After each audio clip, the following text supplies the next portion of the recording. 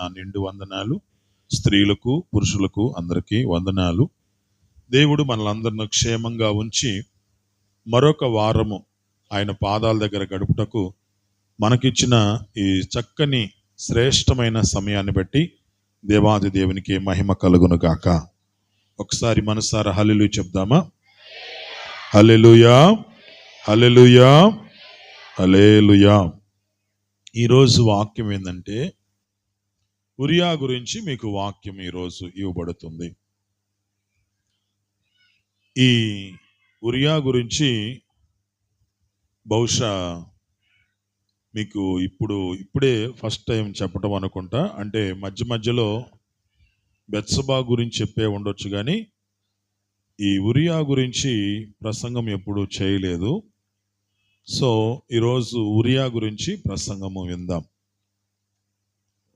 ఉరియా అంటే అర్థం ఏంటంటే యెహోవా జ్వాల అని అర్థం. ఉరియా అంటే యెహోవా జ్వాల. ఉరియాకి ఒక మంచి గుడ్ నేమ్ బైబిల్లో ఉంది. ఆయన మీరు ఖచ్చితంగా నోటెడ్ చేసుకోండి, రాసుకోండి. చాలా మంచి పాయింట్స్ మనము తీసుకోగలుగుతాం. ఉరియాలో ఉన్న మంచి లక్షణాలు, చాలా మంచి లక్షణాలు ఉన్నాయి. అవి మనం కానీ తీసుకున్నామంటే మనకి ఎంతో ఆశీర్వాదకరంగా ఉంటాయి. ముందుగా రెండవ సమూయేలు గ్రంథము 11వ అధ్యాయము 17వ వాక్యం. ఆ పట్టణపు వారు బయలుదేరి యోవాబుతో యుద్ధమునకు రాగా దావీదు సేవకుల్లో కొందరు కూలిరి. హిత్యుడగు ఉరియాయును హతమాయను. ఇది ఇంక వేరే సబ్జెక్టు, మనకు కావాల్సిన పాయింట్ మాత్రమే తీసుకుందాం. ఏమిటి ఆ పాయింట్ అంటే, ఉరియా హతుడయ్యినాడు అని చెప్పేసి మనం చదివాం. అంటే ఇక చివరి క్షణంలో ఈ వాక్యాన్ని చదివేశాం. ముందు ఏం జరిగిందో తెలుసుకోవాలి. ఇప్పుడు వాస్తవంగా ఏం చదివామంటే ఉరియా హతుడైపోయాడు అనేది మాత్రమే చూసాం.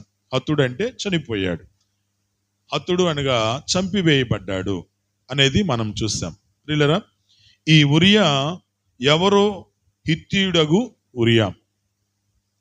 ఉరియా అనే వ్యక్తి మరి ఎట్లాంటి వాడంటే చాలా నమ్మకస్తుడు, చాలా నమ్మకస్తుడు.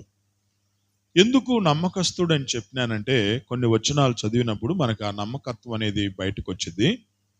ప్రియులారా, జ్ఞాపకం చేసుకోండి. అసలు ముందు స్టోరీ విందాం. తెలియాల్సిన అసలు స్టోరీ ఏంటో మనకు తెలుసుకోవాలి. కథ ఏంటో విందాం.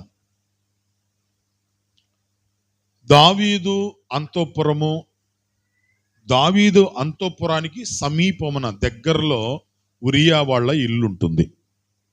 ఉరియా వాళ్ళ ఇల్లు దావీదు అంతఃపురానికి సమీపముగా ఉంటుంది. అంటే చూస్తే కనపడేంత దూరంలో ఉంటుంది వాళ్ళ ఇల్లు. చూస్తే కనపడేంత దూరంలో ఉంటుంది వాళ్ళ ఇల్లు. అయితే ఈ ఉరియా దావీదు సైన్యములో ఒక మంచి నమ్మకమైన యుద్ధ వీరుడు, మంచి యుద్ధ వీరుడు. ఈ ఉరియా మంచి యుద్ధ వీరుడు ప్లస్ మరి దావీదు చెప్పినట్టు వినేవాడు. దావీదు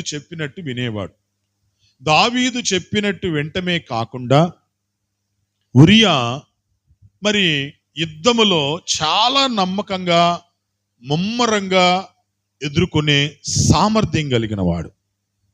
ఒక్క మాటలో చెప్పాలంటే ధైర్యవంతుడు అని చెప్పొచ్చు. హల్లెలూయా. మంచి ధైర్యవంతుడు. సరే, యుద్ధము జరుగుతానికి యుద్ధ రంగంలోనికి వెళ్ళిపోయారు. సైన్యమంతా యుద్ధములోకి వెళ్ళిపోయింది.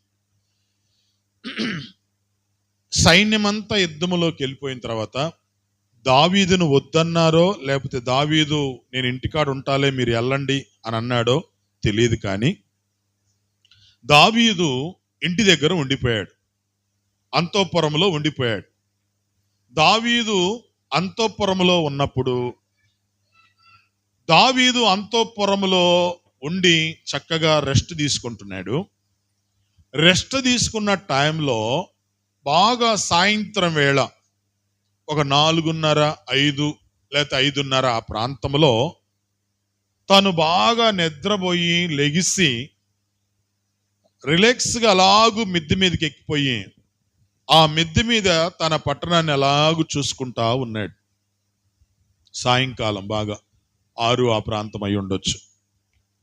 ఆ టైంలో ఆయన మిద్దె మీద అలాగూ చూస్తా డాబా పైన ఉండి చూస్తా ఉన్నప్పుడు మనకి కింద ఎవరైనా కనిపిస్తారు.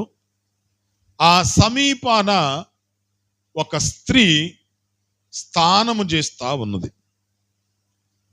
ఒక స్త్రీ స్నానం చేస్తా ఉన్నప్పుడు ఆ స్నానం చేసే దృశ్యాన్ని దావీదు చూశాడు. దావీదు చూసిన తర్వాత మరి ఏమనిపించిందో కానీ వెంటనే ఆ వ్యక్తి ఆ స్త్రీ ఎవరో తెలుసుకున్నాడు. ఆమె ఒక ఉరియా భార్య అని తెలుసుకున్నాడు. ఉరియా భార్య తెలుసుకొని ఉరియా ఎక్కడున్నాడంటే సైన్యములో ఉన్నాడని తెలుసుకున్నాడు. సైన్యములో ఉన్న తర్వాత ఆ బెత్సబాని, ఆమె పేరు బెత్సబాని, ఇంటికి పిలిపించేశాడు. జనాన్ని భటులను పంపించి ఇంటికి పిలిపించారు. ఇంటికి పిలిపించిన తర్వాత ఆమెతో పాపం చేశాడు. ఆమె గర్భవతి అయింది. ఆమె గర్భవతి అయిన తర్వాత ఈ విషయము మరలా సమాచారము దావీదుకి తెలిసింది. రాజా, మరి మన ఇంటి దగ్గరకు వచ్చిన స్త్రీ గర్భవతి అయింది. సమాజం ఏమనుకున్నదంటే అతని భర్త మరి యుద్ధరంగంలో ఉన్నాడు కదా, లేడు కదా, ఆమె ఎలా గర్భం ధరించిందని ఆమె చంపేకి అవకాశం ఉన్నది. మరి దీనికి పరిష్కారం ఏం చేద్దాం రాజా అని దావీదు దగ్గరికి సమాచారం రాగానే దావీదు బాగా ఆలోచన చేసి వెంటనే ఒక ఆలోచన కలిగి ఏం చేశాడంటే యుద్ధ రంగములో ఉన్న ఉరియా దగ్గరికి సమాచారం పంపించేశాడు. యుద్ధ రంగములో ఉన్న ఉరియా దగ్గరికి సమాచారం పంపించి ఉన్నపాటునే ఉరియా నా దగ్గరికి రావాలి అని ఆజ్ఞాపించండి అని చెప్పాడు. ఎంత ముమ్మరంగా యుద్ధం జరుగుతున్నా కానీ ఉన్నపాటునే ఉరియా నా దగ్గరికి రావాలి, ఇది నా ఆజ్ఞ అని చెప్పేసి చెప్పమన్నాడు. ఎప్పుడైతే ఈ కబురు వెళ్ళిపోయిందో, ఈ కబురు వెళ్ళగానే ఉరియా దగ్గరికి సమాచారం అయిపోయింది. సమాచారం తెలుసుకున్న ఉరియా, రాజు నన్ను ఎందుకు రమ్మన్నాడు, ఈ టైంలో రావటం కలిగిన కారణం ఏంటి, నన్ను ఎందుకు పిలిచాడు, అసలు పిలవటం సందర్భం ఏంటి, ఎందుకో ఆలోచన చేస్తున్నాడు. మొత్తానికి రాజు దగ్గరికి వచ్చాడు.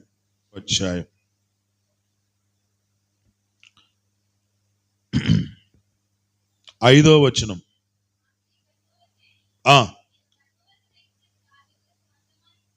దావీదు హిత్తీయుడగు ఉరియాను నా యొద్దకు పంపమని దూత ద్వారా యోవాబుకు ఆజ్ఞ ఇచ్చెను. ఉరియా దావీదు నద్దకు రాగా దావీదు యోవాబు యోగక్షేమాలను, జనాల యోగక్షేమాలను, యుద్ధ సమాచారము అడిగను. తర్వాత దావీదు అంటున్నాడు, ఇక్కడ జాగ్రత్తగా వినాలి. ఇంటికి పోయి శ్రమ తీర్చుకొనమని ఉరియాకు సెలవీయగా ఉరియా రాజనగరాల నుండి బయలు వెళ్ళెను. ఫస్ట్ మాట ఏమంటున్నాడు, ఇంటికి వెళ్ళి నువ్వేం తీర్చుకోవాలి, ఇప్పుడు నువ్వు సేద తీర్చుకో. దేవునికి స్తోత్రం కలుగును గాక. ఒక్కోసారి నాటకం, ఒక్కోసారి డ్రామా, ఒక్కోసారి నటన ఏ రకంగా మలుపు తిరిగిద్దో తెలియదు. ఇప్పుడు ఈయన ఒక డైరెక్టర్గా మారిపోయాడు. ఎవరు? దావీదు ఒక మంచి డైరెక్టర్గా మారిపోయాడు. ఉరియాని పిలిపించి ఇప్పుడు ఉరియాతో అంటున్నాడు, యోవాబు క్షేమంగా ఉన్నాడా? యోవాబు అంటే సైన్యానికి అధిపతి. క్షేమమేనయ్యా. మన జనాలు ఎలా ఉన్నారు? వాళ్ళు క్షేమంగా ఉన్నారయ్యా. నువ్వెలా ఉన్నావు? నేను కూడా క్షేమంగా ఉన్నానయ్యా. అందరూ క్షేమంగా ఉన్నారా? ఓకే, అందరూ క్షేమంగా ఉన్నారు. ఏం లేదు, నేను పిలిపించింది, నువ్వు యుద్ధంలో బాగా యుద్ధం చేస్తున్నావని నాకు సమాచారం అందింది. అయితే చాలా శ్రమ పెడుతున్నావు. ఇంటికి పోయి ఆ శ్రమ నుండి కొంచెం ఉపశమనం పొందిరా అన్నాడు. చూసారా తెలివి? ఒక్కోసారి ఈ నటన ఎట్టబుట్టిందో అనేది అర్థం కాకుండా ఉంటుంది. ఈ నటన జీవితం అనేది ఎంత ప్రామాణికంగా వచ్చిందో అర్థం కాకుండా ఉంటుంది. ఇంటికి వెళ్ళి కొంచెం సాధ తీర్చుకోపో, శ్రమ పడ్డావు కదా, కష్టపడుతున్నావు కదా యుద్ధంలో. అసలు ఉరియాకి అర్థం కాల ఈ విషయం. ఏంటి, నేను శ్రమ పడితేనేమి ఏం పడితేనేమి, ఆడ యుద్ధములో ఉన్నారు ప్రజలు, మరి నేను ఇక్కడికి రాగానే అంతా బాగానే అడిగాడు, మళ్ళా పంపిస్తాడు అనుకుంటే పంపించకుండా ఇంటికి వెళ్ళమంటున్నాడే అని ఆలోచనలో పడ్డాడు. ఆలోచనలో పడి ఏం చేశాడు తెలుసా ఆయన? చదవండి, ఎక్కడో వచనం. ఉరియా తన ఇంటికి పోలేదనే మాట దావీదుకు వినబడినప్పుడు, యాడికి పోలేదు?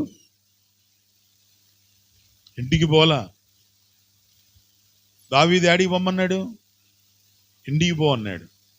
ఇప్పుడు ఈయన యాడికి పోలేదు, ఇంటికి పోలా.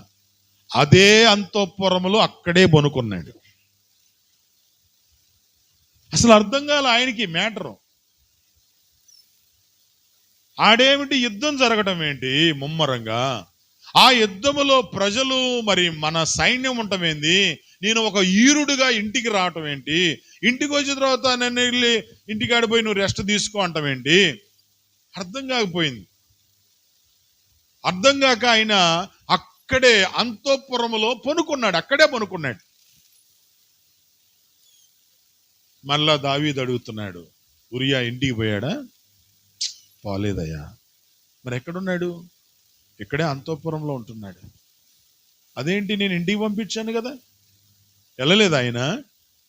వెళ్ళలేదయ్యా. సరే నా దగ్గరికి రమ్మనండి. మళ్ళా 11వ వచనం మాత్రం అద్భుతంగా ఉండేది, చదవాల. ఉరియా మందసమును ఇశ్రాయేలీయులను వారును ఆ ఇశ్రాయేలు వారును యూదా వారును గుడారములో నివసించకుండాను, నా అధిపతియగు యోవాబు నా ఏలినవాడగు నీ సేవకులు బయట దండులో ఉండగను, భోజన పానాలు చేయుటకు నా భార్య యొద్ద పండుకొనుటకు నేను ఇంటికి పోవుదునా? Praise the Lord. నోరుంటే చెప్పు, ఇంటికి పోవుదునా? ఎక్కడుంది మందసం?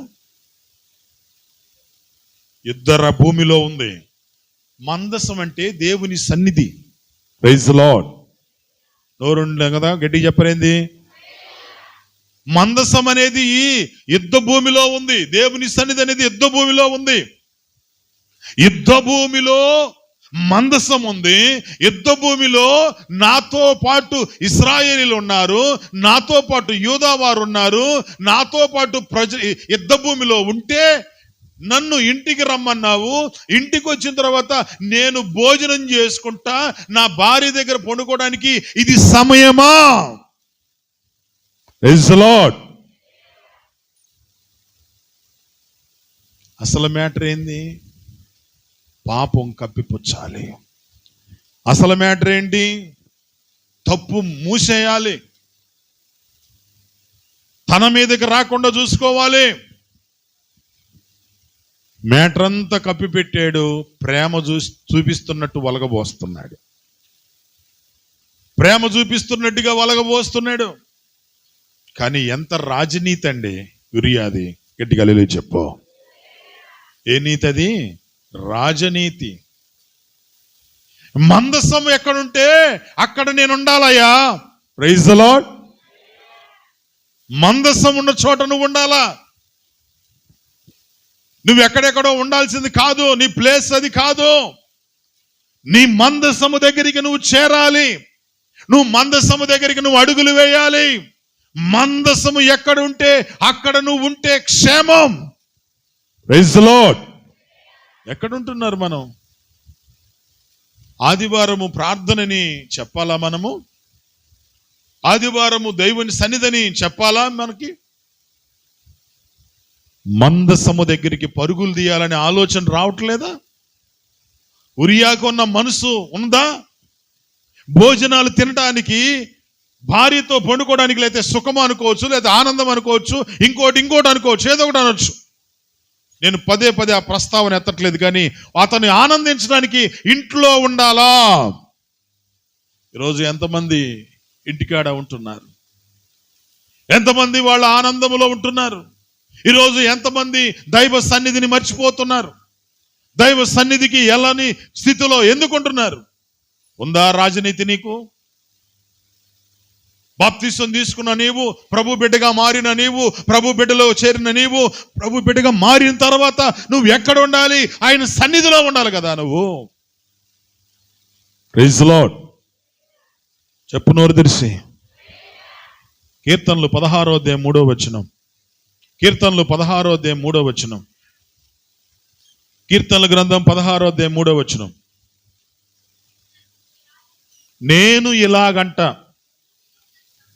భూమి మీద ఉన్న భక్తులు శ్రేష్టమైన వాళ్ళు,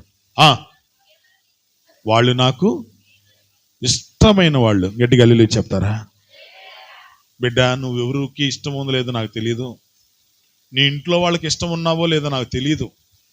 నీ బంధువులకు ఇష్టం ఉన్నావో లేదో నాకు తెలియదు.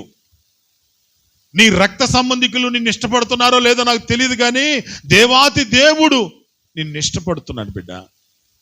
ఆయన ఇష్టాన్ని ఏం చేస్తున్నావు నువ్వు? ఆయన ఇష్టాన్ని మనం ఏం చేస్తున్నాం?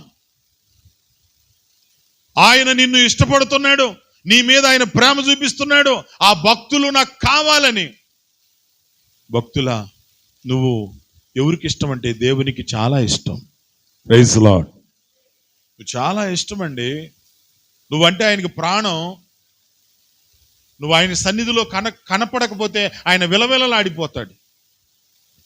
నువ్వు ఆయన సన్నిధిలో గడపపోతే ఆయన ఎంత దుఃఖపడతాడో తెలుసా? నువ్వు ఆయన సన్నిధికి రాకపోతే ఎంత బాధపడతాడో తెలుసా? నువ్వు ఆయన సన్నిధిలో కనిపించకపోతే ఎంత వేదన పడతాడో తెలుసా నీకు?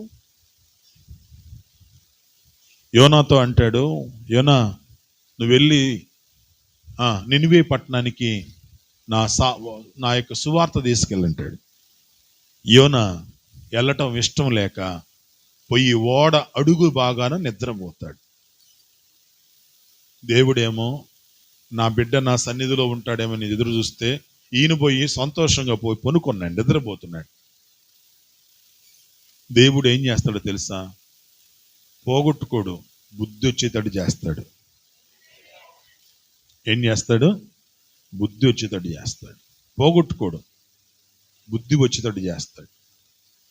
ఓహో, నిద్రపోతున్నావు కదా, రెస్ట్ తీసుకుంటున్నావు కదా, రిలాక్స్ అవుతున్నావు కదా, బాగా ఏసీలో కూర్చున్నావు కదా, అడుగు భాగం ఎట్టుంటుంది అంటే ఓడ అడుగు భాగాన చల్లగా ఏసీలో ఉన్నట్టుంటుంది.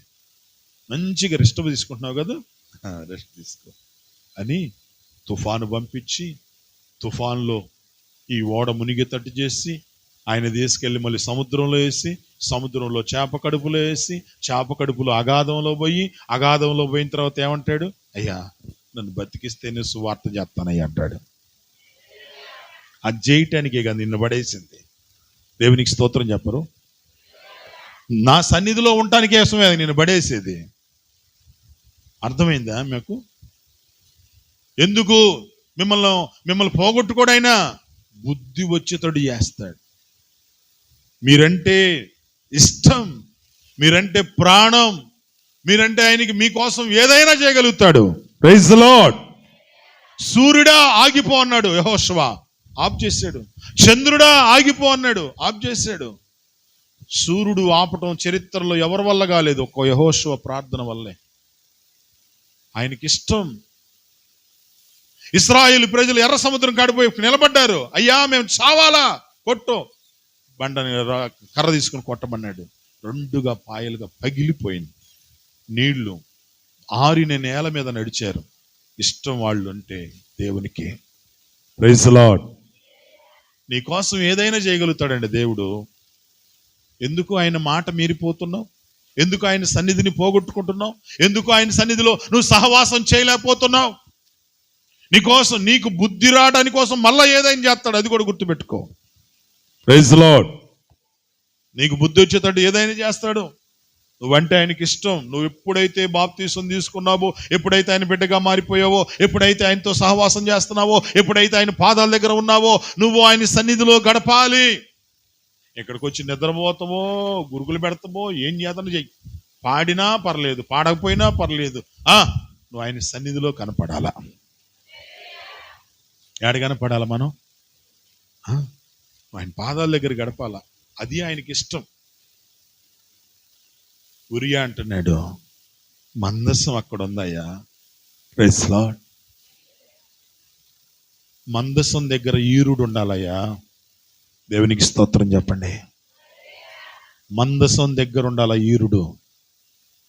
మందసాన్ని కనిపెట్టుకొని ఉండాలా. ఆ మాటలకైనా మనోడికి బొలి వెలిగిందా?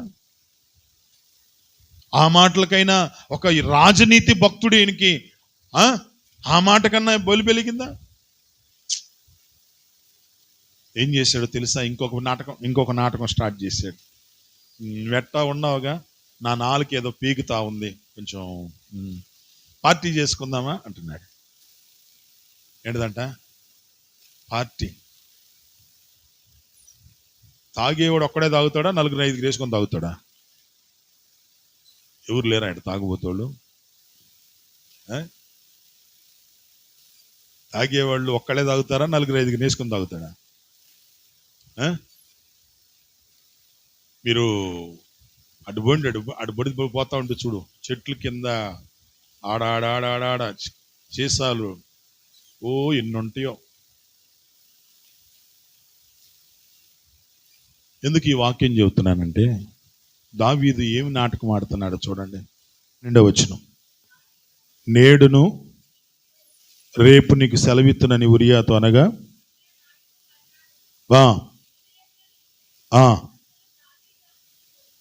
భోజనానికి పిలిపించును. బాగా తిని తాగిన తర్వాత దావీదు అతన్ని మొత్తుగా ఎవరు చేశారు చెప్పండి? నోరు తెరిసి ఎవరు చేశారు? మరి నటనట్టు ఉండద్ది. నాటకం, డ్రామా డైరెక్టర్ అయినా ఇప్పుడు చేసింది ఎవరు? మొత్తుగా చేసింది ఒక అభిషేకం కలిగిన వ్యక్తి, ఒక ప్రవక్త, దేవునికి ఇష్టంగా మారిన వ్యక్తి, దేవునితో నడుస్తున్న వ్యక్తి. ఏ ప్లేస్లో ఉండాలో ఆ ప్లేస్లో లేడో, ఆ ప్లేస్లో లేకుండా తను పాపం చేసి తన పాపాన్ని కప్పిపెట్టడానికి అతనికి ఇప్పుడు తాగుబోతుడిగా మార్చేశాడు. బాగా మొత్తుకు చేసేసాడంటండి, బాగా తాపాడంటండి దగ్గరుండి. అసలు రాజు తాపుతుంటే ఇంకెట్టుండి చూడండి ఒకసారి. రాజే స్వయంగా గ్లాస్ ఇస్తుంటే ఇక ఎట్లా ఉండిద్ది? ఎంత ఆనందపడతాడు. తాగేసాడు, ఫుల్లుగా తాగుతున్నాడు మనోడు, ఫుల్లుగా తాగుతున్నాడు. తాగే వాళ్ళకి అసలు మీరు పొద్దున్నే చూస్తే చాలు, అసలు ఆ షాప్ ఎన్ని గంటలు తిడతారో మాకు తెలియదు, కానీ ఇటువైపు వచ్చేవాళ్ళు పోయేవాళ్ళకి తెంపే ఉండదు. ఒక్కొక్కడు వస్తాడు ఆదివారం, వేంగోడు అంటాడు. ఒకరోజు అక్క మీద గొడవ పెట్టుకుని అంట, నేను లేను, ఉంటే వామిచ్చేవాడిని. తాగి వచ్చి ఏదేదో వాగుతూ ఉంటారు, ఏదేదో. ఒకళ్ళు ఆడొస్తారు, ఆడకొచ్చేసి ఇటు వచ్చేస్తారు, ఇటు ఇంక నయ్యం దారి లేదు, ఇటు ఇంకా అడిపోయే వాళ్ళ సంగతి ఆయనకే తెలియదు. ఆ చికెన్ అంగడి ఆయనకి, ఆయన బాధ కాదు. వాళ్ళు తాగిన వాళ్ళు తాగినట్టుగా ఉండరుగా, ఏదేదో మాట్లాడుతూ ఉంటారు, ఏడాడబడుతూ ఉంటారు. ఒకసారి నేను కొరకోళ్ళలో ప్రార్థన ముగించుకొని వస్తున్నాను, బాగా 11 అయింది, 11 కాదు, తెల్లవారుజామున 3 అయింది అనుకుంటా. ఆల్ నైట్ ముగించుకొని వస్తున్నాను. ఆల్ నైట్ ముగించుకొని తెల్లవారుజామున 3-3:30కి వస్తున్నాను కారులో. వస్తా ఉంటే ఆ రోడ్డు మీద అలాగూ పడిపోయాడు, బైక్ కట్టుంది, నడి రోడ్లో ఉన్నాడు మనిషి. నేను కళ్ళు మూసుకొని పోతే మాత్రం ఎక్కటమే, కళ్ళు మూసుకొని పోతే ఇక ఉండేవాడు కాదు, వెళ్ళిపోయాడు. ఆడకొచ్చి ఏందా ఈ మనిషి ఎవరు అనుకోని సడన్ బ్రేక్ వేసి దగ్గరికి చూస్తే పడిపోయి ఉన్నాడు. బైక్ ఎదురుగా ఉంది. పిల్లలతో చెప్పా, పోయి తీయండిరా అని చెప్పేసి. ఆ పిల్లలు ఆ ఫుల్గా తాగేలకి జేబు నిండా డబ్బులు ఉన్నాయంట. జేబు నిండా డబ్బులు ఉన్నాయి అంకుల్ అంటున్నారు. మనం ఏం చేస్తాం, లేనిపోయింది వదిలే పక్కన పడేసి అని చేసి ఆ యొక్క టోల్ గేట్ దగ్గర వాళ్ళని అతను పెట్టేసి ఆ టోల్ గేట్ వాళ్ళకి చెప్పి ఇతను తాగాడు కొంచెం చూసుకోండి అని చెప్పేసి మేము వచ్చేసాం. ఎందుకు చెబుతున్నానంటే తాగిన వాళ్ళకి మైకంలో ఏం చేస్తారో తెలియదు. ఇంతకీ ఈ మొత్తు ఎందుకు ఎక్కిచ్చాడంటూ, ఈయన మొత్తుడికి ఎందుకు చేసినట్టు కారణం ఏంది? ఇతను తాగన్నా ఇంటికి పోతాడేమో, తాగన్న భార్య దగ్గరికి పోతాడేమో, తాగన్న ఇంటికి పోయి పడతాడేమో. ఎందుకంటే తాగిలో ఏ పొరపాటు చేశాడో మాకు తెలీదు, అతని వల్లే అయిందని చెప్పి చెప్పడానికి ఒక నటన, డాన్స్, ఇది ఒక రకమైన నటన. సో మొత్తానికి ప్రియులారా జ్ఞాపకం చేసుకోండి, దావీదు చేసిన ఈ పనికి కూడా మరి ఉరియా ఎలా ఏ రకంగా చూశాడు చెప్పండి.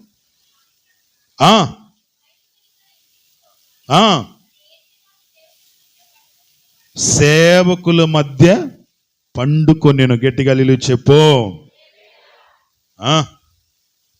ఎవరి మధ్య పనుకున్నాడంటే అది సేవకుల మధ్య పనుకున్నాడు. ఇక్కడ ఎందుకు సేవకుల మధ్య పనుకున్నాడంటే ఆయన కూడా ఒక సేవకుడే, ఆయన కూడా ఒక సర్వెంట్, ఆయన కూడా ఒక మంచి యుద్ధంలో నైపుణ్యం కలిగిన వాడు. అసలు రాజు ఎందుకు పంపిస్తున్నాడో పోవటం ఇష్టం లేదు, అక్కడే పనుకున్నాడంటే తాగినా కానీ. రాజుగారు భోజన బల్ల దగ్గర కూర్చోవటం అంటే సామాన్యమైన విషయం కాదు, కానీ భోజన బల్ల దగ్గర ఎందుకు కూర్చోబెట్టాడు? ఇదంతా కూడా ఏంటి ప్రియమైన వారులారా, ఒకటే ఒకటి ఆయన స్తోత్రం, నా మందసం అక్కడ ఉంది. Praise the lord. మందసము యుద్ధ భూమిలో ఉంది. మందసము యుద్ధము భూమిలో ఉన్నప్పుడు నేను ఈ రకంగా ఉండడం కరెక్ట్ కాదు. అది ఆయన తీసుకున్న తీర్మానం. ఒక వైరాగ్యమైన జీవితం అని చెప్పొచ్చు, ఒక దేవుని మీద ఒక నమ్మకం అని చెప్పొచ్చు, ఒక రాజనీతి అని చెప్పొచ్చు, ఒక నమ్మకమైన ఆశా నిగ్రహం కలిగిన వ్యక్తి అని చెప్పొచ్చు. దేవునికి స్తోత్రం కలుగును గాక. ఏ రకంగా కూడా ప్రియులారా, ఇక్కడ నేను సంఘాన్ని హెచ్చరిక చేస్తున్నా. సంఘ బిడ్డలారా, మీకుందా మందసం మీద ఆసక్తి? మనకుందా మందసం మీద ఆసక్తి? మందసం అంటే ఎంత విలువైందో తెలుసుకుంటున్నారా? పొలం కోసం ఆగేవాళ్ళు, బంధువుల కోసం ఆగేవాళ్ళు, పార్టీల కోసం ఆగేవాళ్ళు, ఫంక్షన్ల కోసం ఆగేవాళ్ళు, పెళ్ళిళ్ళ కోసం ఆగేవాళ్ళు. బిడ్డ, ఎన్ని కార్యక్రమాలకి దేవుని సన్నిధిని దూరం చేస్తున్నావు. నీకు మందసం విలువ తెలియదు. మందసము దేవుని సన్నిధి విలువ తెలియక నువ్వు చేస్తున్న ఈ పొరపాట్లువే.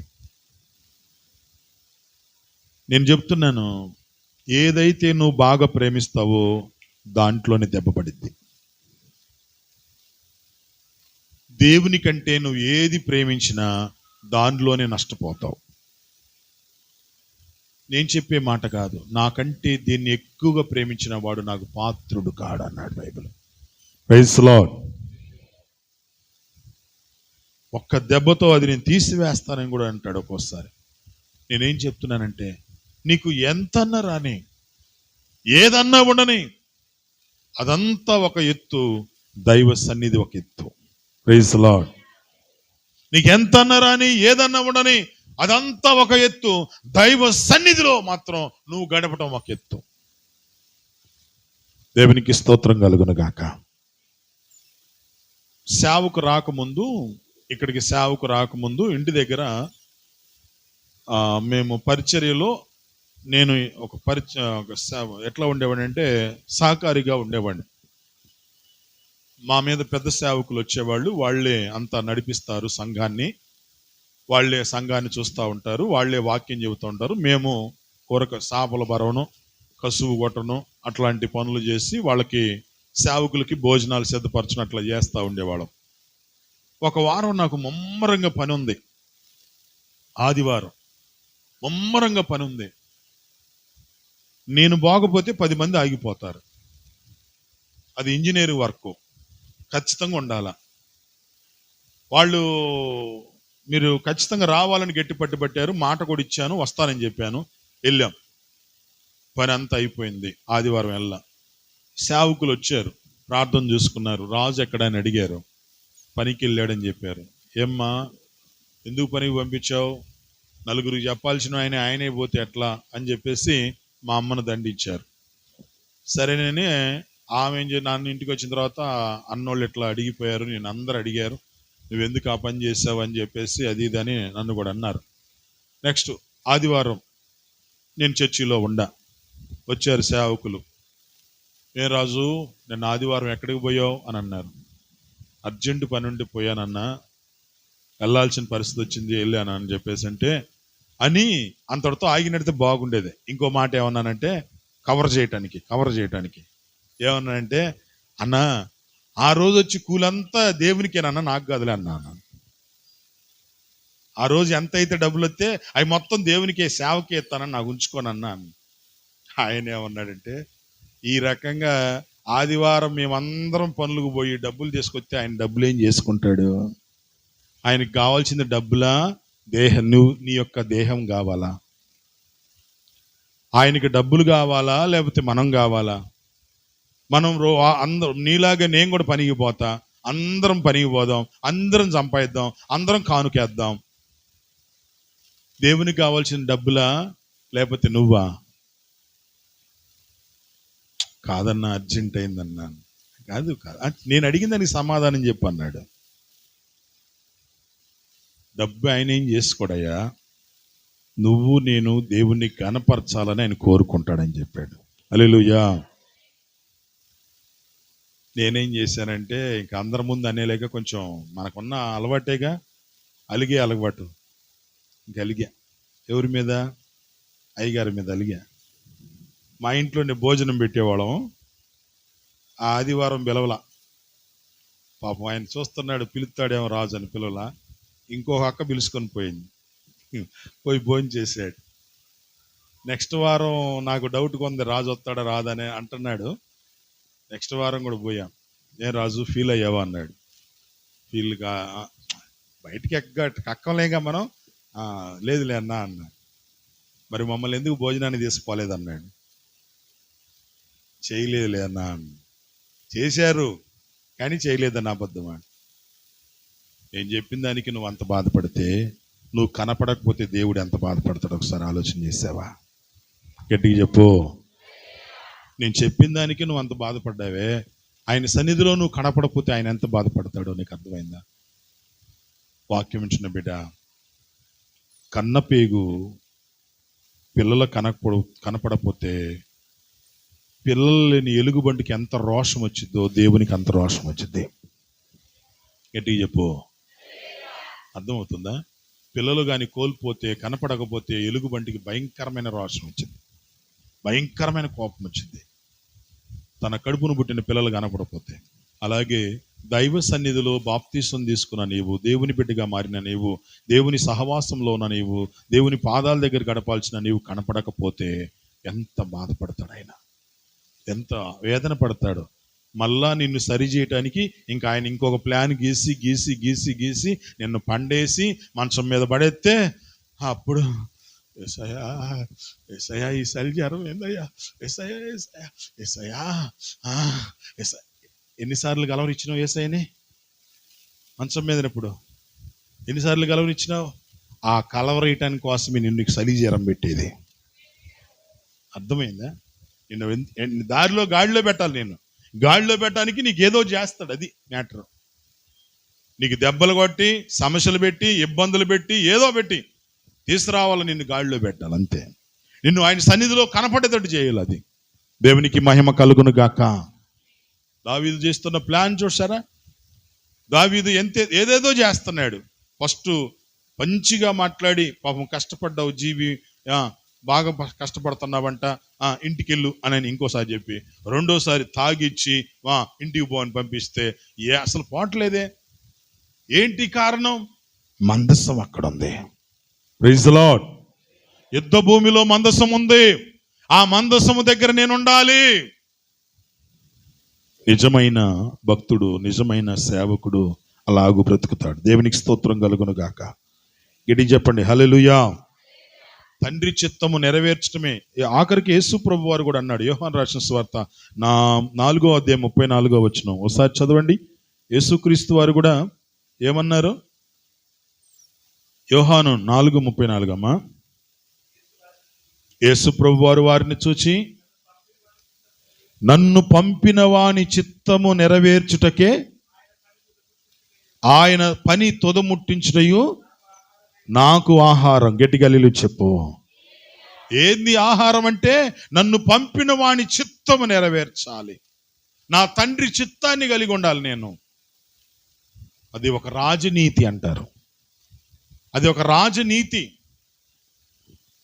కాబట్టి ఉరియాలో ఏముందంటే ఒక అద్భుతమైన నమ్మకం, అద్భుతమైన ఆ నమ్మక ప్రదర్శన ఆయనలో ఉందండి. దేవునికి స్తోత్రం కలుగును గాక. నమ్మకస్తుడని చెప్పడానికి ఎంతకంటే నిదర్శనం ఇంకా అద్భుతమైన మాట ఉందండి. ఇంకా నమ్మకస్తుడని చెప్పడానికి ఇంకొక అద్భుతమైన మాట ఉంది. చూద్దామా ఏంటో? 2వ సమూయేలు గ్రంథము 11వ అధ్యాయం, మూసేబాకండి. 2వ సమూయేలు గ్రంథం 11వ అధ్యాయము 14వ వచనం. ఉదయమున దావీదు యుద్ధము మోపుగా జరుగుచున్న చోట, 13 చదువునా, అర్థం కాలేదు కదా, అర్థం కావాలి కదా. అంతలో దావీదు అతన్ని భోజనానికి పిలిపించును గాని అతడు బాగా తిని తాగిన తర్వాత దావీదు అతన్ని మొత్తుగా చేసెను. సాయంత్రమున అతడు బయలు వెళ్ళి తన ఇంటికి పోక తన ఏలివాని సేవకుల మధ్య పడగ మీద పండుకొనెను. ఉదయమున దావీదు యుద్ధము మోపు జరుగుచున్న చోట ఉరియాను ముందు పెట్టి, అతడు కొట్టబడి హతుడగునట్లు నీవు అతని యొద్ద నుండి వెళ్ళి పొమ్మని యోవాబుకు ఉత్తరము రాయించి ఉరియా చేత పంపివేసెను. Praise the lord. బా, ఎంత మంచి భక్తుడండి ఈయన. ఎటువంటి భక్తుడంటే తన చావును మోసుకొని పోయిన భక్తుడు. గట్టిగా చెప్పాలి. తన చావును మోసుకుంటూ పోయిన భక్తుడినా. ఏమని రాశాడు తర్వాత? మళ్ళీ నెక్స్ట్ ఏం చేశాడు ప్లాను? ఇతను ఎంత చెప్పినా ఇంటికి పోవట్లా. సో ఉరియా పోకపోతే ఆమె గర్భవతి కాబట్టి ఆ పాపం నా మీద పడిద్ది, నేను చెడ్డవాడిని అయిపోతాను, సమాజంలో చెడ్డవాడిని కాకుండా ఉండాలంటే ఇతడు ఉండకూడదంటే ఇతడు యుద్ధములో చచ్చిపోవాలి అని ఒక ఉత్తరము రాసి యోవాబుకు, అంటే సైన్యములో ఉన్న అధికారికి రాశాడు. యోవాబు, యుద్ధము ముమ్మరంగా జరుగుతున్నప్పుడు ఉరియాను అక్కడ పెట్టు, నువ్వు వెనక దగ్గు.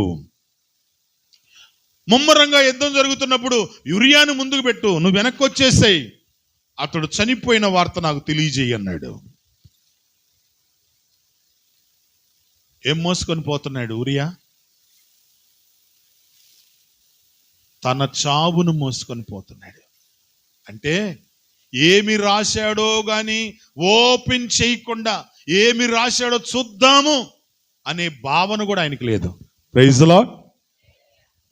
చిన్నపిల్లలకి చెప్పండి, వీడికి టింకు గాడికి ఒక బాక్స్ ఇచ్చి, రేయ్ ఇది జాగ్రత్తగా ఇంటికి తీసుకో, ఎక్కడ దీవాక అని వాడికి ఇచ్చి, ఎక్కడన్నా ఓపెన్ చేసావా జాగ్రత్తరా అని అంటే వాడు బాక్స్ తీసుకొని పోతా ఉంటాడు. ఆటో ఎక్కుతాడో బైక్ ఎక్కుతాడో పోతాడు. అంకుల్ ఓపెన్ చేయొద్దన్నాడు ఎందుకు? అసలు ఏముంది దీంట్లో? చూస్తే పోలా డాడీ, చూస్తే పోలా మమ్మీ, చూస్తే పోలా, తీరాదురా ఏమైద్దో అని వీళ్ళు కూడా అంటే అర్థమైందా? చిన్నపిల్లలే చూస్తారు ఏముందా ఏందనేది. Praise the lord. చిన్నపిల్లలే చూస్తారు, ఏముందో చూడరా, ఏముందో అర్థం కాలేదు. కానీ ఎంత భక్తుడండి ఆయన. రాసిన ఉత్తరములో ఏమి రాశాడో అయ్యగారు, నాకు సంబంధం కాదు, అది యోవాబుకు సంబంధం. ఏమి రాశాడో అది ఆయన ఇష్టం, ఏం చేయాలో ఇది ఈయన ఇష్టం. నాకు మోసుకొని పొమ్మన్నాడు, నేను మోసుకొని వెళ్తున్నా. Praise the lord. నేను మోసుకొని వెళ్తున్నా అంతే. నిన్ను మోసుకొని పొమ్మన్నాడు, నన్ను మోసుకొని వెళ్తున్నా. ఇది నమ్మకత్వం అంటారు. గట్టిగా హల్లెలూయా చెప్పండి. ఇంకోటి, ఇది బాధ్యత అంటారు. ఏమంటారు? బాధ్యత. ఇది బాధ్యత, ఇది నమ్మకత్వం. ఒక దేవుని సేవకుడా, ఒక సేవకురాలా, లేకపోతే విశ్వాసులారా, ఎవరు మీరు ఏ విషయంలో నమ్మకంగా ఉంటున్నారు? ఏ విషయంలో మీ బాధ్యతను కలిగి ఉంటున్నారు? జ్ఞాపకం చేసుకోండి. ఉరియాలో ఉన్న ఒక రాజనీతి, ఉరియాలో ఉన్న ఒక నమ్మకత్వం, ఉరియాలో ఉన్న ఒక గొప్పతనం. Praise the lord. కార్యాన్ని నెరవేర్చే విషయంలో నమ్మకంగా ఉన్నాడు. తన చావుని మోసుకున్న పోయిన భక్తుడు ఇంకా చరిత్రలో ఎవరు ఉండరేమో, ఆయనే. Praise the lord. గట్టిగా చెప్పండి. చరిత్రలో నిలిచిపోయినాడు భక్తుడు ఆయన. యోవాబు దగ్గరికి వెళ్ళిపోయాడు. యోవాబు, అయ్యా రాజుగారు ఇచ్చారు ఈ కాగితం మీకు. తీసుకున్నాడు. ఏముందో చూస్తే ముమ్మరంగా యుద్ధం జరుగుతున్నప్పుడు ఈ కాగితం తెచ్చిన ఉరియాని చంపేసి అన్నాడు. వాడు ఇంకా మామూలుడు కాదు, ఇంకా మామూలుడు కాదు. నవ్వాడు. మంచిదిలే, గెల్లు అన్నాడు. ఒరే, నీ చావు తెచ్చుకున్నావురా అని అన్నాడా?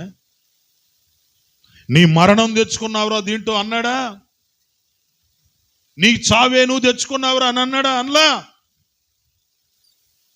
నటనాడే వాళ్ళకి ఇంకొక నటనాడే వాళ్ళు దొరుకుతారంట. ఎందుకు అలా చెప్పారు? చేయెత్తాననే నటనాడుతూ ఉంటే ఇంకొక నటన బ్యాచ్ దొరికిద్దంట. డ్రామా వాళ్ళకి డ్రామా వాళ్ళే దొరుకుతారు అన్నట్టు. సినిమా వాళ్ళు ఆర్టిస్టులు చూస్తారా? ఈ పోర్షన్కి ఎవరైతే దొరుకుతారా అని చెప్పేసి ఎదుగుతారంట. ఎదిగితే ఎదిగితే ఎదిగితే ఏడో కనెక్ట్ అయ్యే వాళ్ళు దొరుకుతారు. అట్నే ఈయన కూడా చూశాడు, సరేలే పో అన్నాడు. యుద్ధం జరుగుతుంది ముమ్మరంగా. ఉరియా, నువ్వు ధైర్యవంతుడివి, నువ్వు సాహసవంతుడివి, నువ్వు నమ్మకస్తుడివి, నువ్వే ఈ సైన్యాన్ని ఇక్కడ నడిపించాలి, నువ్వే వీరుడివి అని ప్రోత్సహించి అతన్ని ముందు పెట్టాడు. ఉరియాను ముందు పెట్టించాడు. ఉరియాను ముందు పెట్టించి సైన్యం అంతా వెనకుంది, ఉరియా ముందున్నాడు. ఇప్పుడు సైన్యాన్ని నడిపిస్తున్నాడు. సైన్యానికి కూడా సైగ చేశాడు, మీరు వెనక్కి వచ్చేసేయండి, అతన్ని మాత్రమే ముందు పంపాడు, వెనక్కి వచ్చేసాడు. ఎంత రాజనీతి అండి. Praise the lord. దేనికోసం ప్రాణత్యాగం చేయాలనుకుంటున్నాడు? మందసం కోసం. దేనికోసం? ఇశ్రాయేలు కోసం. దేనికోసం? యోధా వారి కోసం. ఎందుకోసం? నా దేవుని ప్రజల కోసం. Praise the lord. నా దేవుని ప్రజల కోసం నేను ప్రాణత్యాగమైన సిద్ధమే అన్నట్టుగా వెళ్ళిపోయాడండి. వెళ్ళిపోయి ముమ్మరంగా యుద్ధం జరుగుతుంది. ఇందాక చదివాం కదా 17వ వచనం. ముమ్మరంగా యుద్ధం జరుగుతూ ఉంటే ఏమండి ఏం చేశారండి?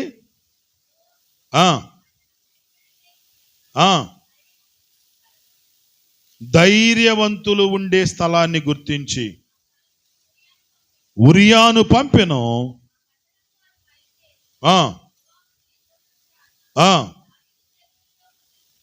కూలిరి హతమాయను. బా, చచ్చిపోయాడు పాపం.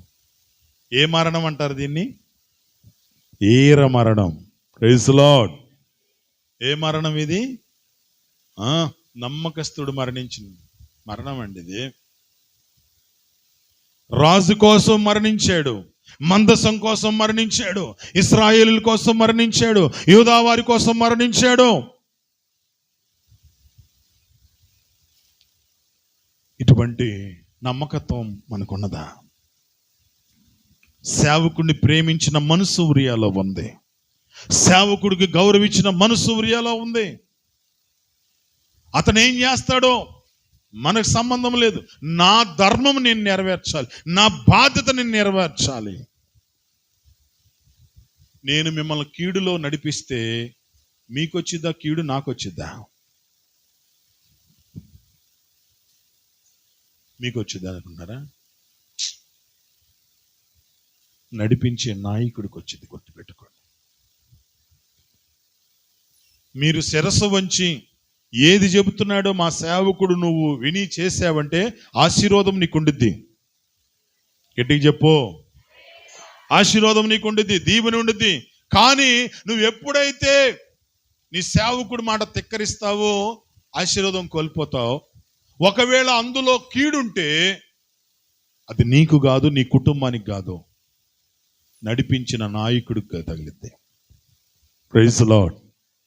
గట్టిగా చెప్పాలి, నడిపించే నాయకుడికి. అది నాయకత్వం వహించి నడిపిస్తున్నాడే, తప్పు దోవలో తీసుకెళ్ళాడే, తప్పు తోవలో నడిపిస్తున్నాడే, అతనికి కీడు. వాక్యం వింటున్న బిడ్డ, దేవునితో సహవాసం చేయాలనుకుంటున్న బిడ్డ, నీ సేవకుడు మాట శిరస్సు వంచి విను, నీకు ఆశీర్వాదం ఖచ్చితంగా ఉండద్ది. Praise the lord. అది చావో రేవో కీడో ఏదో అది వేరే విషయం. నా సేవకుడు చెప్పాడు, నేను చేస్తాను, అంతే. ఉరియా అలాగే చేశాడు. నా రాజు చెప్పాడు, నేను చేస్తున్నా. నా రాజు చెప్పాడు, నాది ఇది చావా రేవా ఇంకోట నాకు సంబంధం లేదు. నా సేవకుడు, నా యొక్క యజమానుడు చెప్పాడు, నేను వినాలి, అంతే. గట్టిగా హల్లెలూయా చెప్పండి, గట్టిగా చెప్పాలి హల్లెలూయా. నా యజమానుడు, నా యజమానుడు, నా యజమానుడు. కొలసీలకు రాసిన పత్రిక 3వ అధ్యాయము 22వ వచనం. కొలసీలకు రాసిన పత్రిక 3వ అధ్యాయము 22వ వచనం.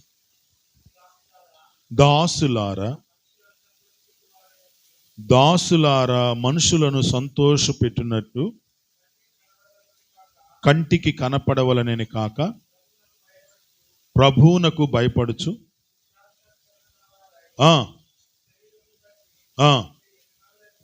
మీ యజమానులైన వారికి అన్ని విషయాల్లో విధేయులై ఉండండి. గట్టిగా హల్లెలూయా చెప్పండి. ఎలా ఉండాలంట?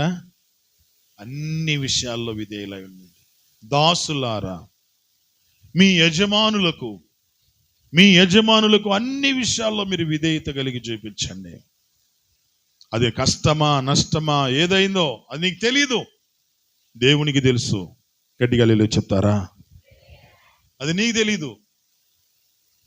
వాక్యం వింటున్న బిడ్డ, దావీదు ఇదంతా కుట్ర చేసింది దావీదు, ఉరియా కాదు. పాపం చేసిందంతా దావీదు. ఏమి లోటో, ఏది పొరపాటో, ఏది తప్పో సమస్తం దావీదుకి తెలుసు. ఉరియాకేం తెలుసు? అమాయకుడు. తాగమంటే తాగాడు కానీ, అది రాజు తాపిచ్చాడు కానీ, పండుకోవడానికి కూడా వెళ్ళటానికి ఇష్టపడలేదు. ఇంటికి వెళ్ళడానికి కనీసం భార్యతో ఎలా ఉన్నావు అని అంటానికి కూడా వెళ్ళలా. గట్టిగా చెప్పు, ఒక్కటే మాట, గుండెకి తగిలే మాట.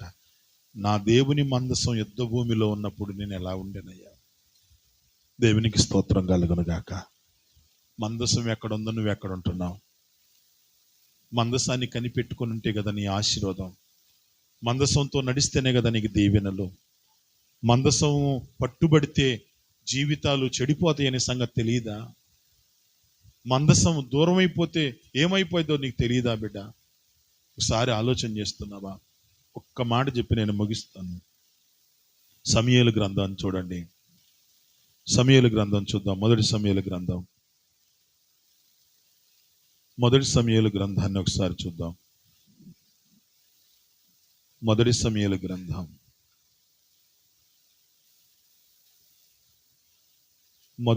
గ్రంథం అందరూ తీయండి. 4వ అధ్యాయం 16వ వచనం. యుద్ధములో నుండి వచ్చిన వాడు నేను యుద్ధములో నుండి పరిగెత్తి వచ్చుతానని ఏలీతో అనగా, నాయనా అక్కడ ఏమి జరిగినని అడిగిన. అందుకు అతడు, ఇశ్రాయేలీయులు ఫిలిష్తీయుల ముందర నేను నిలవలేక పారిపోయిరి, జనాలలో అనేకులు హతులైపోయారు, హోప్ని ఫీనెహాసుని 2 కుమారులు కూడా మృతులయ్యారు, మరియు దేవుని మందసము పట్టుబడినని చెప్పాను. దేవుని మందసము పట్టుబడిపోయింది. పట్టుబడగానే ఏం జరిగింది చూద్దాం. 18వ వచనం. దేవుని మందసం అనే మాట అతడు పలకగానే ఏలీ ద్వారము దగ్గరనున్న పీఠం మీద నుండి వెనక్కి పడి మెడ విరిగి చనిపోయెను. మెడ విరిగి నెక్స్ట్ ఇంకా ఏం జరిగిందో చూద్దాం. ఇంకేం జరిగిందో చూద్దాం. ఏలయనగా అతడు వృద్ధుడై బహుస్థూల దేహముడై ఉండెను. అతడు 40 సంవత్సరాల ఇశ్రాయేలుకు న్యాయము తీర్చెను. ఏలీ కోడలకు ఫినెహాసు భార్యకు అప్పటికి గర్భం కలిగి కను పొద్దులై ఉండగా దేవుని యొక్క మందసము పట్టుబడిననియు తన మామ తన పెనిమిటి చనిపోయిననియు ఆమె విని నొప్పులు తగిలి మోకాల మీదకి కుంగి ప్రసవాయెను. ఆమె మృతి నొందుచుండగా దగ్గర నిలిచిన స్త్రీలు ఆమెతో భయపడవద్దు, కుమారుని కంటివనిరి గాని ఆమె ప్రత్యుత్తరమేక. చూసారా, మందసం పట్టుబడితే ఎన్ని నష్టాలు జరిగినాయో, మందసం దూరం అయితే ఎన్ని జరిగినాయో ఒకసారి ఆలోచించండి. మామ చచ్చిపోయాడు, కోడలు చచ్చిపోయింది, కొడుకులు చచ్చిపోయారు. ఎందుకు ఇంత నష్టం జరిగింది? మందసం లేదు. దేవుని సన్నిధి నీకు లేకపోతే కష్టాలే. Praise lord. దేవుని సన్నిధి కావాలని కోరుకో బిడ్డ. చిన్న చిన్న ఫంక్షన్లకు పోయి దేవుని సన్నిధిని పోగొట్టుకుంటున్న బిడ్డలు ఎంతోమంది. గట్టికి తింటే 1 కేజీ తింటావేమో, చికెన్ కానీ మటన్ కానీ. నువ్వు గట్టికి తింటే 1 కేజీ తింటావేమో.